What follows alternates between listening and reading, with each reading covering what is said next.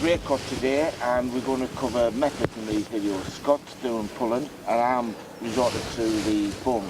So Scott, a chance of explaining what your setup is and what you're doing today? Yeah, certainly. Let me just pull this in, Stuart. So what we've got die 5 line, which for those who don't know sinks at 5 inches per second.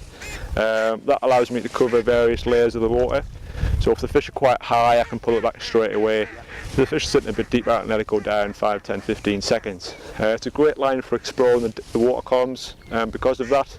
So if I'm not catching anything straight away, I can let it sink 5, 10, 15 seconds. On the business end, I've got a 4-fly cast. Can you go through the lengths? Yeah.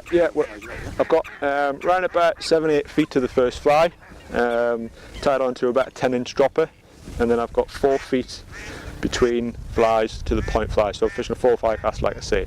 Total length about 20 feet roughly. I don't want to go any longer than that because I'm fishing a 10-foot rod. If I catch fish on the point fly, what's going to happen is before I net it, the top dropper is going to stick in the top ring. So you need 10 you need to be, yeah. But you can probably get away 10, 12 feet, yeah. So just run through sort of how we fish that. Just roll this out. So we're drifting on drift cut here today. And what I'm going to do is I'm going to sort of use the angles I've got. Yep. Instead of casting straight down the boat every time, I can cast right the way to sort of 90 degrees, which is permitted within the rules. Yep, cover that with the rules. Yeah. 90 degrees, yeah. So I'll cast that out there.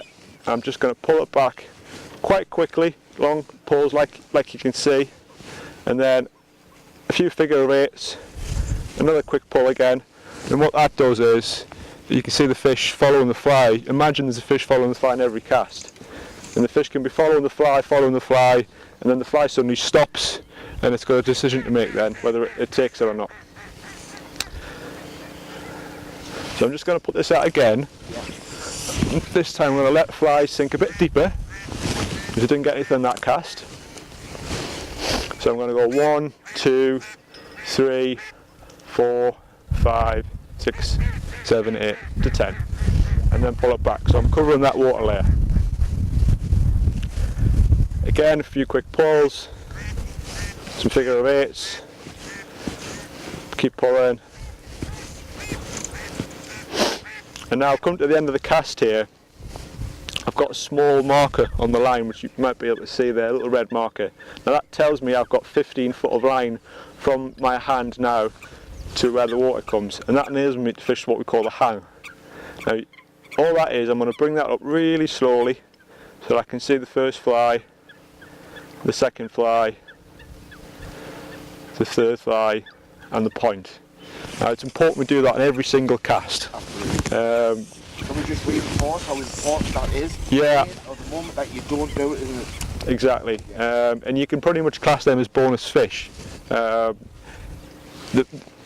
first time you don't do that and you pull it that quick way, the fish will be straight up and after it.